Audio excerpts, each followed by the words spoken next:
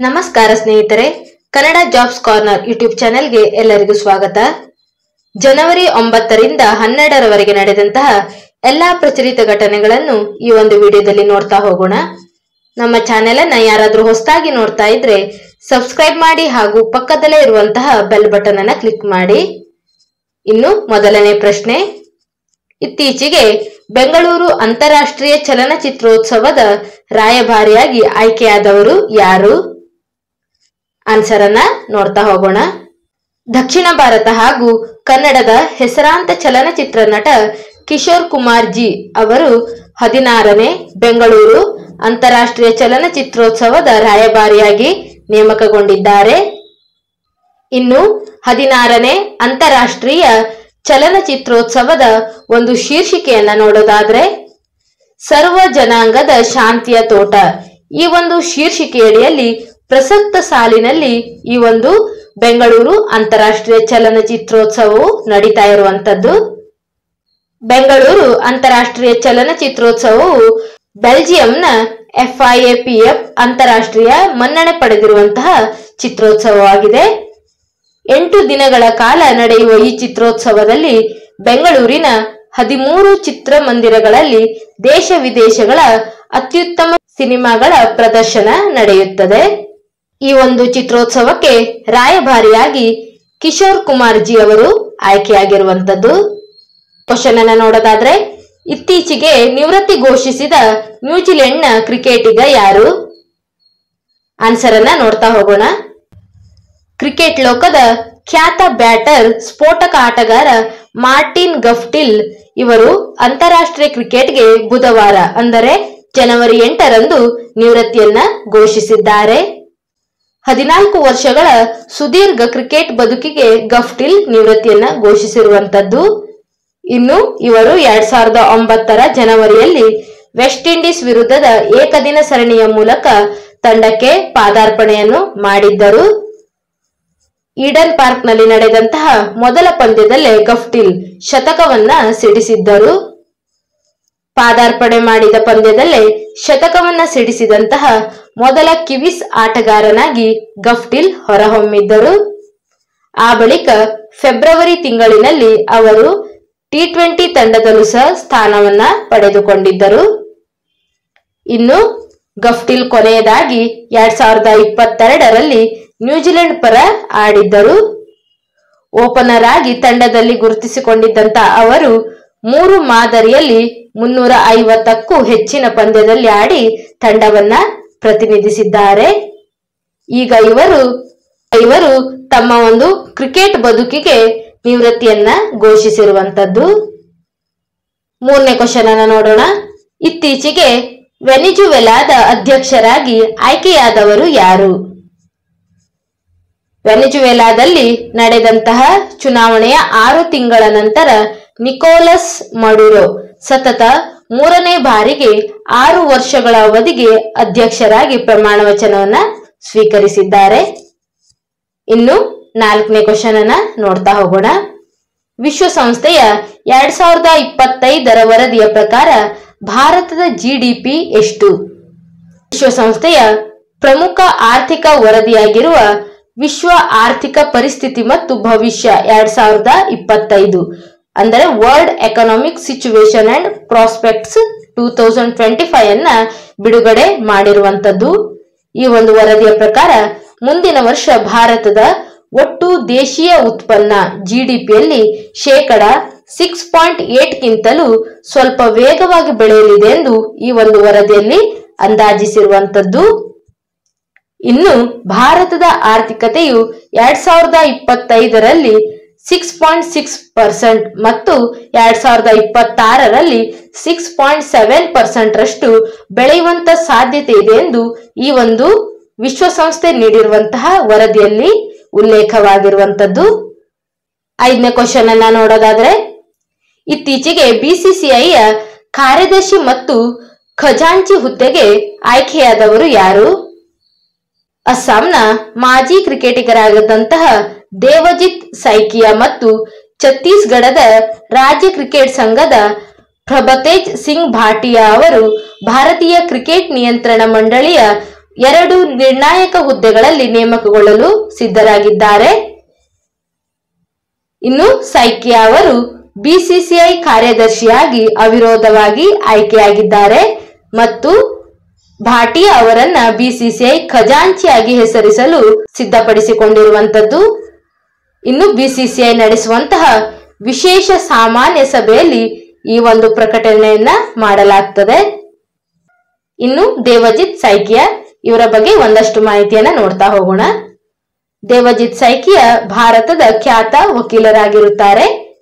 ಅವರು ಮೇ 2021ರಿಂದ ಅಸ್ಸಾಂನ advocate general ಆಗಿ ಮುಂದುವರಿಯುತ್ತಾರೆ. ಅವರು ಅಕ್ಟೋಬರ್ 2022ರಿಂದ ಬಿಸಿಸಿಐ ಜಂಟಿ ಕಾರ್ಯದರ್ಶಿಯಾಗಿ ಸೇವೆ ಸಲ್ಲಿಸುತ್ತಿದ್ದಾರೆ. ಅಸ್ಸಾಂ ಪರ ದೇಶೀಯ ಕ್ರಿಕೆಟ್ ಆಡಿದ್ದಾರೆ. ಆ ತಂಡದ ವಿಕೆಟ್ ಕೀಪರ್ ಆಗಿ ಅವರು ಕರ್ನಲ್ ಸಿ.ಕೆ. ನಾಯ್ಡು ಟ್ರೋಫಿ ಮತ್ತು ರಣಜಿ ಟ್ರೋಫಿಯಲ್ಲೂ ಸಹ ಆಡಿರುವಂತದ್ದು. ಇನ್ನು 1990-91ರ ನಡುವೆ 4 ಪ್ರಥಮ ದರ್ಜೆ ಪಂದ್ಯಗಳನ್ನು ಆಡಿದ್ದಾರೆ. ಸೌರವ್ ಗಂಗೂಲಿ ನಾಯಕತ್ವದಲ್ಲಿ ಪೂರ್ವ ವಲಯದಲ್ಲಿ ಆಡಿರುವಂತದ್ದು. ಇನ್ನು ಅಸ್ಸಾಂ ಕ್ರಿಕೆಟ್ ಸಂಸ್ಥೆಯ ಪ್ರತಿನಿಧಿಯಾಗಿ ಬಿಸಿಸಿಐ ಕಾರ್ಯದರ್ಶಿ ಹುದ್ದೆಗೆ ಸೈಕಿಯಾ ನಾಮಪತ್ರವನ್ನ ಸಲ್ಲಿಸಿದ್ದಾರೆ. 6ನೇ ಕ್ವಶನ್ ಅನ್ನ ನೋಡೋದಾದ್ರೆ, ಇತ್ತೀಚೆಗೆ ಕರ್ನಾಟಕ ರಾಜ್ಯ ಮಹಿಳಾ ವಿಶ್ವವಿದ್ಯಾಲಯ ಯಾರಿಗೆ ಗೌರವ ಡಾಕ್ಟರೇಟ್ ಪ್ರಶಸ್ತಿಯನ್ನ ನೀಡಿ ಗೌರವಿಸಿದೆ? ಆನ್ಸರ್ ಅನ್ನ ನೋಡ್ತಾ ಹೋಗೋಣ. ವಿಜಯಪುರದ ಕರ್ನಾಟಕ ರಾಜ್ಯ ಅಕ್ಕಮಹಾದೇವಿ ಮಹಿಳಾ ವಿಶ್ವವಿದ್ಯಾಲಯದ 16ನೇ ಘಟಿಕೋತ್ಸವದಲ್ಲಿ ವಿವಿಧ ರಂಗಗಳಲ್ಲಿ ಸಾಧನೆ ಮಾಡಿದಂತ 3 ಮಹಿಳೆಯರಿಗೆ ಗೌರವ ಡಾಕ್ಟರೇಟ್ ಪದವಿಯನ್ನ ನೀಡಿರುವಂತದ್ದು. ಯಾರ್ಯಾರಿಗೆ ಈ ಒಂದು ಡಾಕ್ಟರೇಟ್ ಪದವಿಯನ್ನ ನೀಡಿದ್ದಾರೆ ಅಂತ ನೋಡೋಣ. ಇನ್ನು ಕಲಾಕ್ಷೇತ್ರದ ಸಾಧನೆಗಾಗಿ ಶಿಗ್ಗಾವಿಯ ಗೊಟಗೋಡಿ ರಾಕ್ ಗಾರ್ಡನ್ನ ವೇದರಾಣಿ ದಾಸ್ನೂರ್ ಇವರಿಗೆ ನೀಡಿರುವಂತದ್ದು ಮತ್ತು ಸಾಹಿತ್ಯ ಕ್ಷೇತ್ರದ ಸಾಧನೆಗಾಗಿ ಕಲಬುರಗಿಯ ವಿಶ್ರಾಂತ ಪ್ರಾಧ್ಯಾಪಕಿ ಡಾಕ್ಟರ್ ಮೀನಾಕ್ಷಿ ಬಾಳಿ ಇವರಿಗೂ ಸಹ ಡಾಕ್ಟರೇಟ್ ಪದವಿಯನ್ನ ನೀಡಿರುವಂತದ್ದು ಮತ್ತು ಸಿನಿಮಾ ಕ್ಷೇತ್ರದ ಸಾಧನೆಗಾಗಿ ಬೆಂಗಳೂರಿನ ಖ್ಯಾತ ಚಲನಚಿತ್ರ ನಟಿ ತಾರಾ ಅವರಿಗೆ ಕುಲಪತಿಗಳು ಗೌರವ ಡಾಕ್ಟರೇಟ್ ಪದವಿಯನ್ನ ಪ್ರದಾನ ಮಾಡಿದ್ದಾರೆ.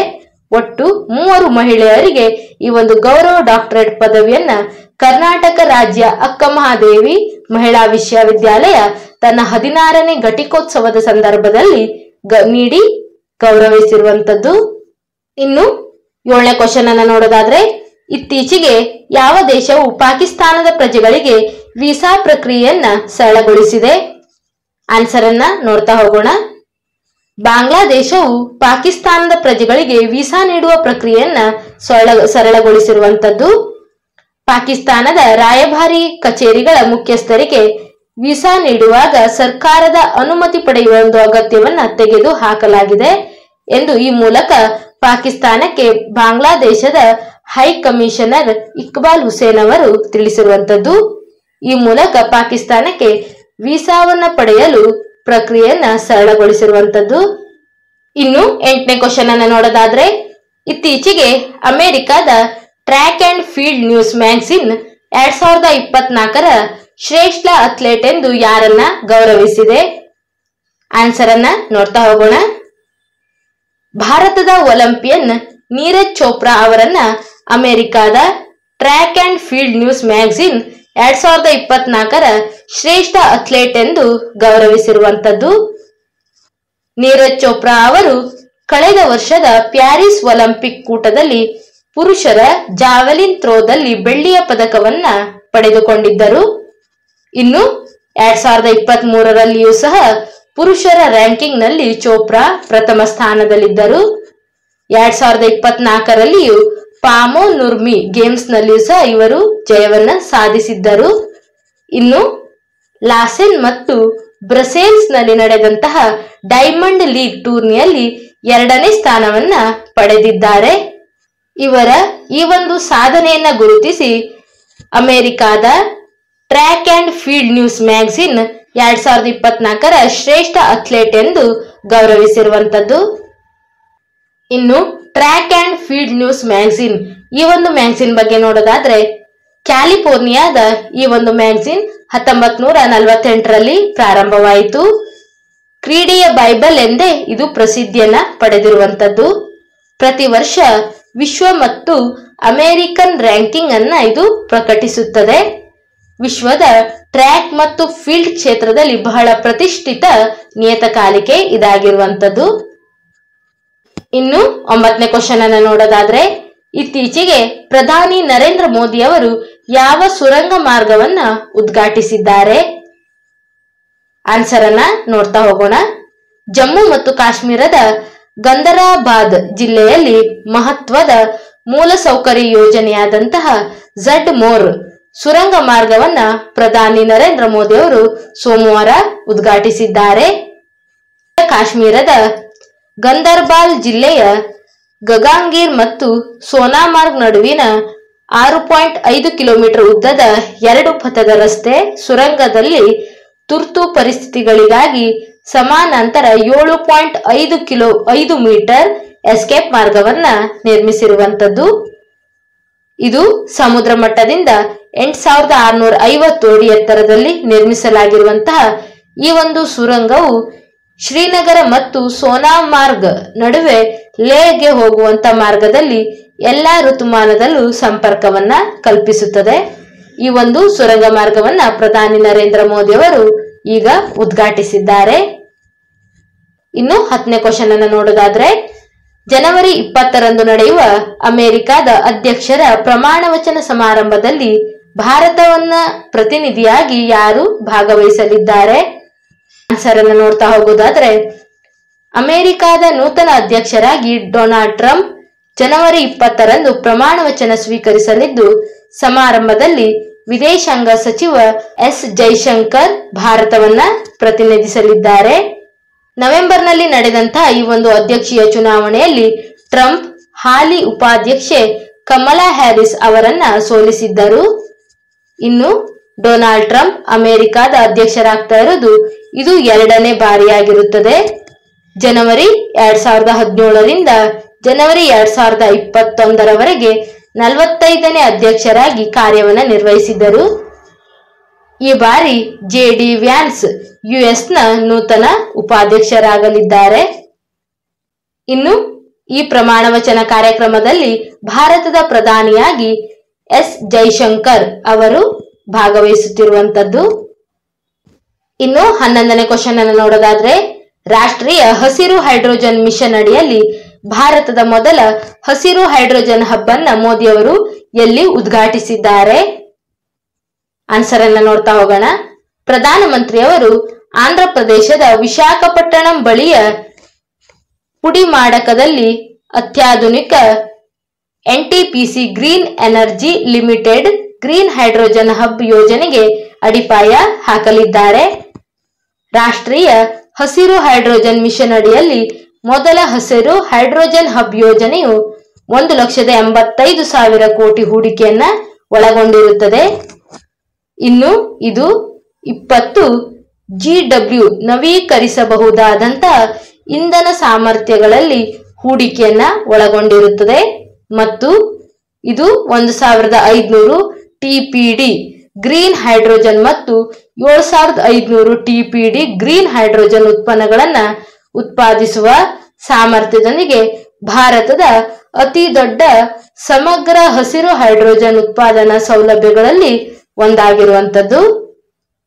ಈ ಒಂದು ಗ್ರೀನ್ ಹೈಡ್ರೋಜನ್ ಹಬ್ ಅನ್ನ ಪ್ರಧಾನಿ ನರೇಂದ್ರ ಮೋದಿ ಅವರು ಈಗ ಉದ್ಘಾಟಿಸಿರುವಂತದ್ದು.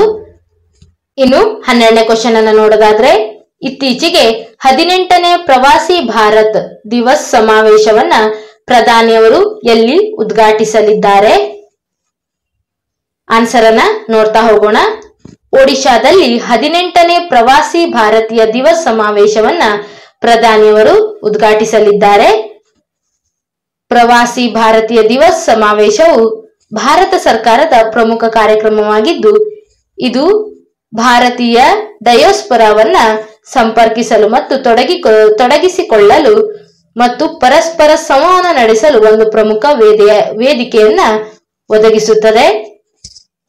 ಇನ್ನು 18ನೇ ಪ್ರವಾಸಿ ಭಾರತೀಯ ದಿವಸ್ ಸಮಾವೇಶವನ್ನ ಒಡಿಶಾ ರಾಜ್ಯ ಸರ್ಕಾರದ ಸಹಭಾಗಿತ್ವದಲ್ಲಿ ಜನವರಿ 8ರಿಂದ 10ರವರೆಗೆ ಭುವನೇಶ್ವರದಲ್ಲಿ ಆಯೋಜಿಸಿರುವಂತದ್ದು. ಇನ್ನು ಈ ಒಂದು ಸಮಾವೇಶದ ಶೀರ್ಷಿಕೆಯನ್ನ ನೋಡೋದಾದ್ರೆ ವೀಕ್ಷಿತ್ ಭಾರತಕ್ಕೆ ಡಯಾಸ್ಪೊರಾ ಕೊಡುಗೆ ಆಗಿರುವಂತದ್ದು. ಈ ಒಂದು ಶೀರ್ಷಿಕೆಯಡಿ ಈ ಒಂದು ಸಮಾವೇಶ ನಡೀತಾ ಇರುವಂತದ್ದು. ಇವಿಷ್ಟು ಜನವರಿ 9ರಿಂದ 12ರವರೆಗೆ ನಡೆದಂತಹ ಪ್ರಚಲಿತ ಘಟನೆಗಳಾಗಿರುತ್ತವೆ. ಏನಾದರೂ ಡೌಟ್ಸ್ ಇದ್ದರೆ ಕಮೆಂಟ್ ಬಾಕ್ಸಿನಲ್ಲಿ ಕಮೆಂಟ್ ಮಾಡಿ. ಇನ್ನೂ ಹೆಚ್ಚಿನ ಮಾಹಿತಿಗಾಗಿ ನಮ್ಮ ಚಾನೆಲ್ ಅನ್ನು ಸಬ್ಸ್ಕ್ರೈಬ್ ಮಾಡಿ.